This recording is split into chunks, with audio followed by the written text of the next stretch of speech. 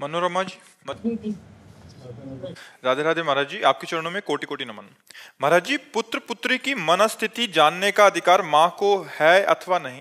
है, बिल्कुल है। जैसे शिष्य की मना स्थिति को जानने का अधिकार गुरु को है, ऐसे ही पुत्र की माता पिता को अधिकार है। वो उसके दोष दर्शन कर सकता है, वो उनके गुणों को देख सकता है और गुणों का त्याग कराने के लिए दंड भी दे सकता है। यह अधिकार है माता पिता गुरु और वयोवृद्ध जनों को।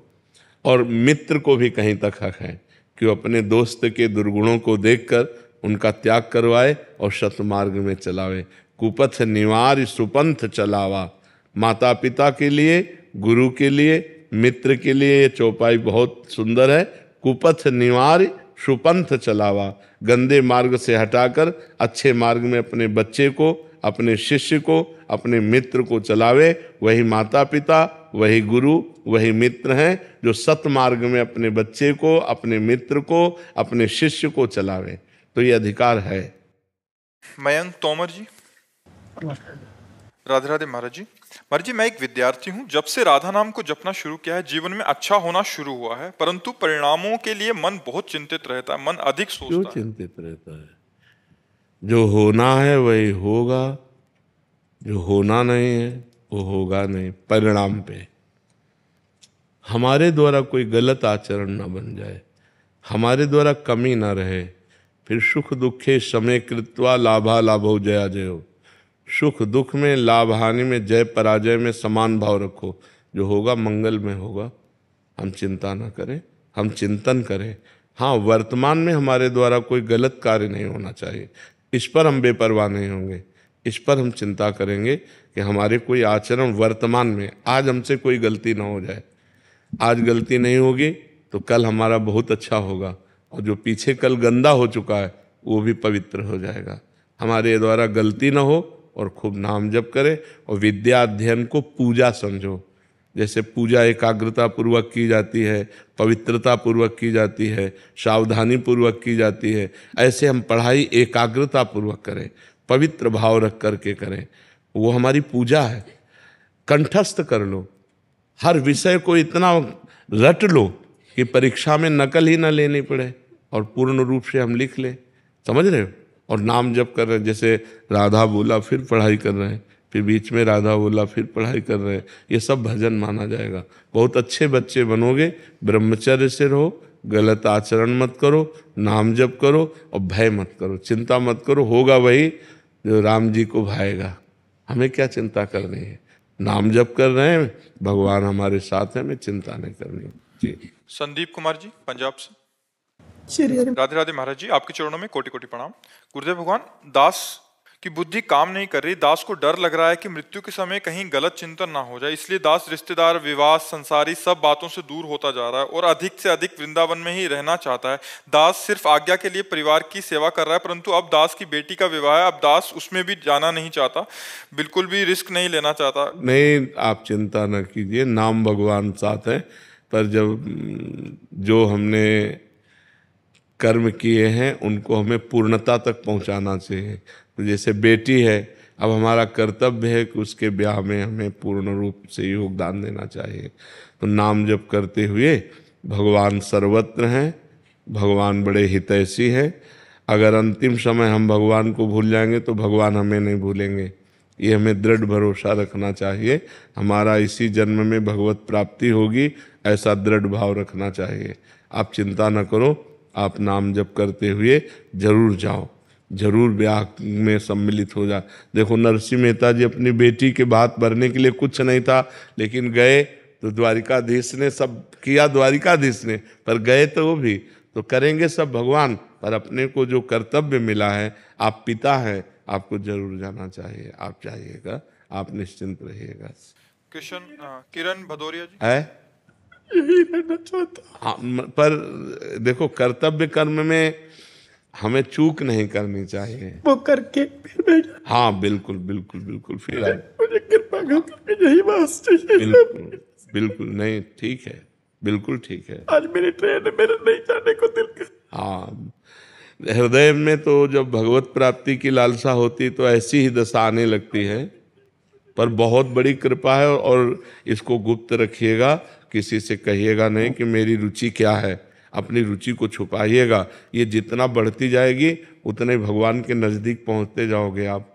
बस ये बहुत बड़ी चीज़ है, भगवान के लिए तड़पना, भगवान के लिए व्याकुल होना, भगवत स्मरण न छूट जाए ऐसा डरना, ये बहुत बड़ी चीज़ मिल गई है। बस इसे छुपा के रखिएगा और ऐसे संसारी बन करके रहिए कि कोई आपको जान ना पाए। घर जाइए तो एक संसारिक पिता बन करके जाइए और ऐसे कार्य कीजिए कि तुम्हें कोई जान, और अंदर अंदर पूरी बात भगवान की चले, पूरा निरंतर चिंतन भगवान का चले।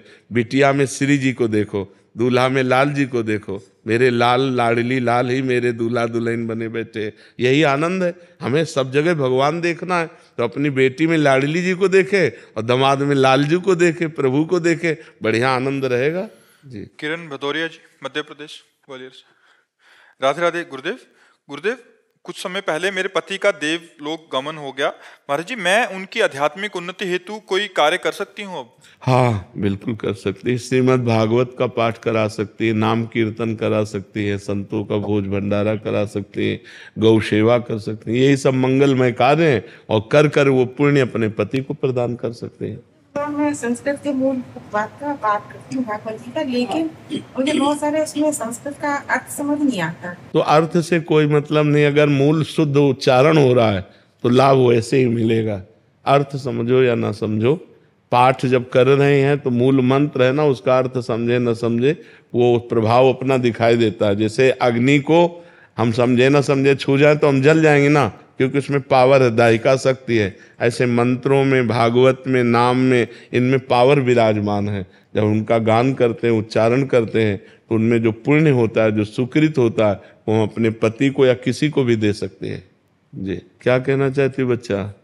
महाराज जी, जैसे हम कभी कभी तिलक लगाते हैं तो रज खा लेते हैं। कोई बात नहीं, थोड़ी सी चख लेने में कोई परेशानी। मतलब मैं रज खाती हूँ, मन ही नहीं भरता, खाते जाओ पापा कहते हैं।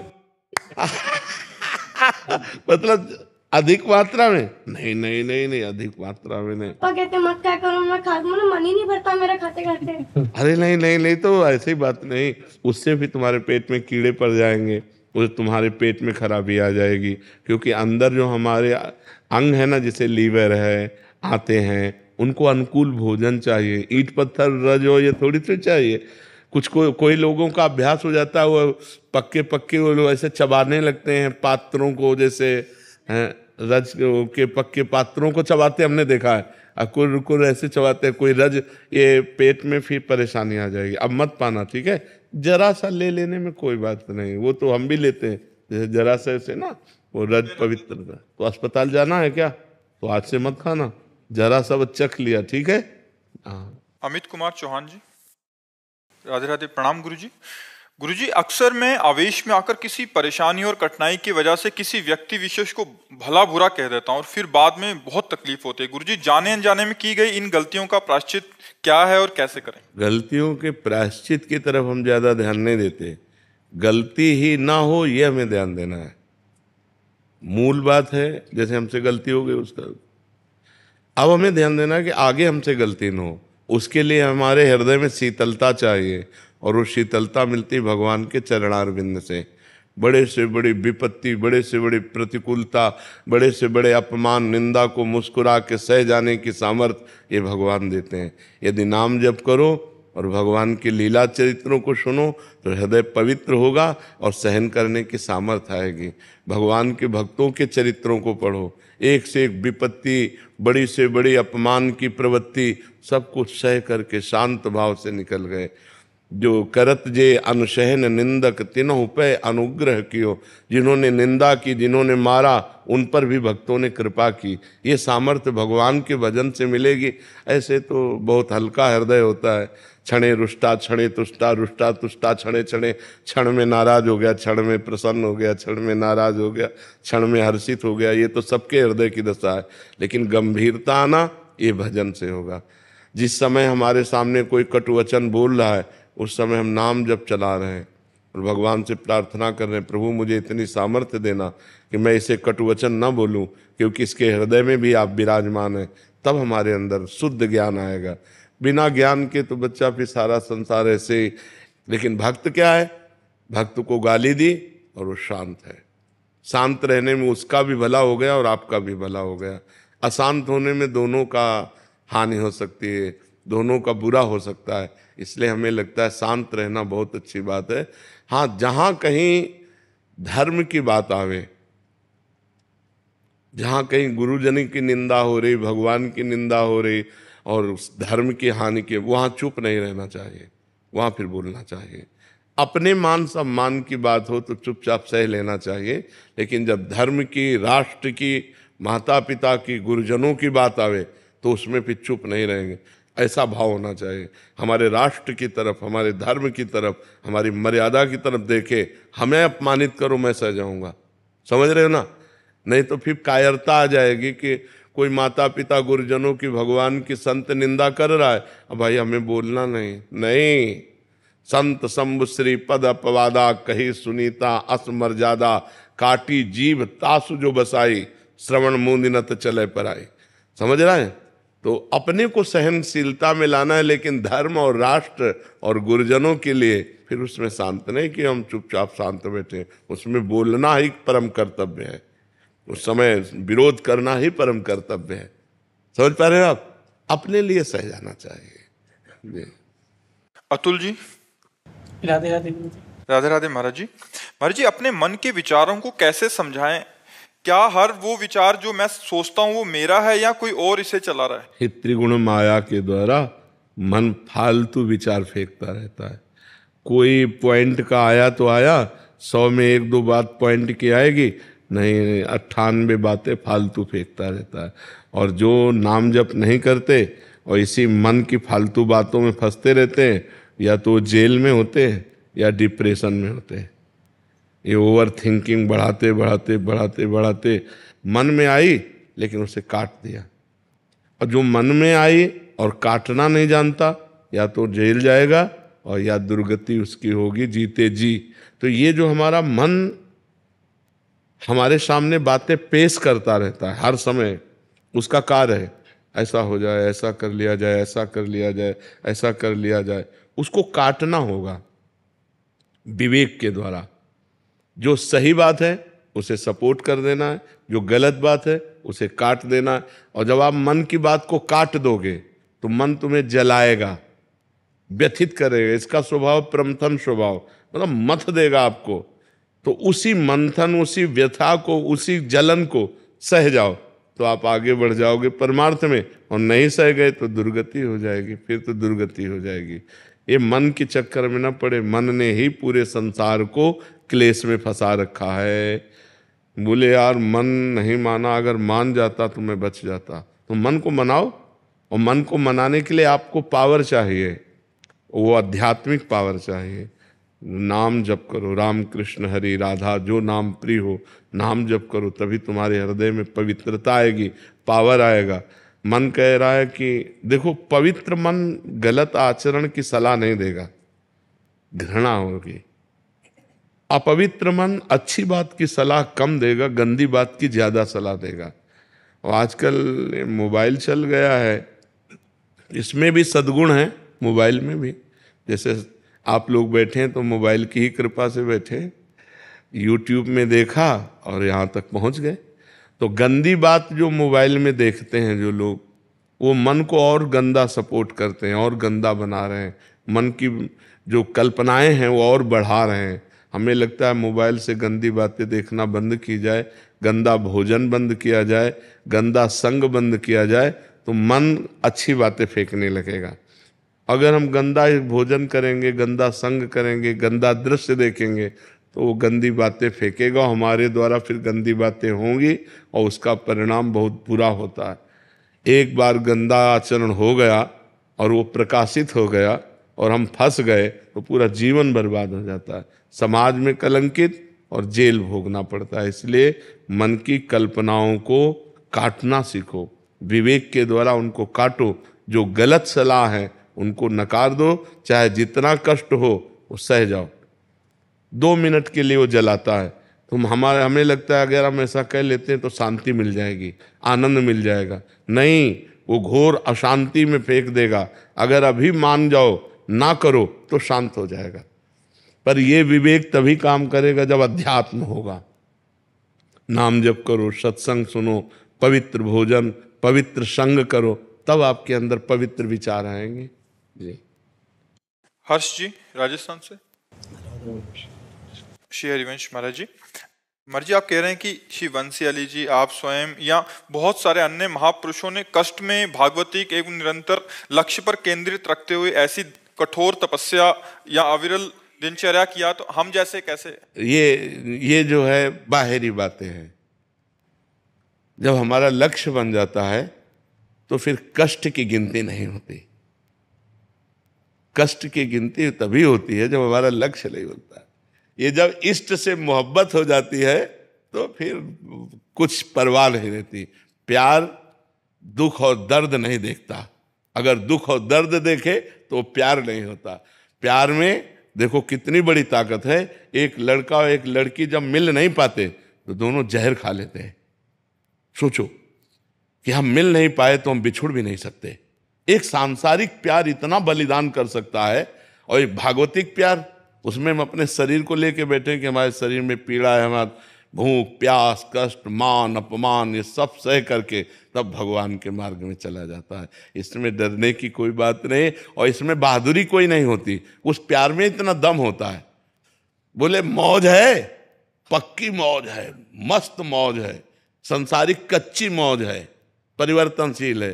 थोड़ी देर नाच रहे हैं, थोड़ी देर के बाद रोने लगेंगे, थोड़ी देर के बाद चिंताग्रस्त हो जाएंगे। और भगवान में ऐसी मौज होती है कि मरने से सब जग डरा मेरो मन आनंद, कब मरी हो कब भेटी हो पूरन परमानंद। कब शरीर छूटे हो कब भगवान की लीला में प्रवेश करें, परमानंद। मृत्यु भी महोत्सव हो जाती है, मृत्यु भी महोत्सव हो जाती है भगवान से जुड़ने पर। ये केवल बातों से नहीं, भजन करने से। जितना हम भजन करेंगे उतना हमें आनंद मिलेगा।